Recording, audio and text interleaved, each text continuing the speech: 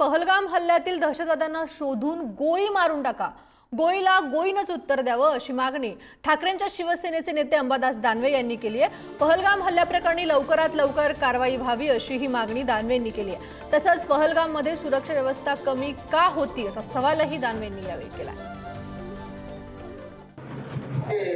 असं वाटतं देश प्रतिक्रिया देतोय, जग प्रतिक्रिया देते, निषेध तर आहेच आहे।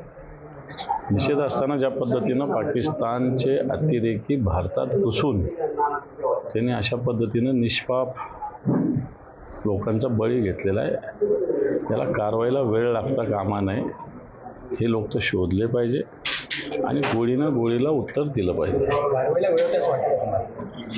असं नाही, कारवाईला वेळ होता असं मी म्हणणार नाही, परंतु लवकरात लवकर कारवाई व्हावी अशा प्रकारची भावना जनतेची आहे।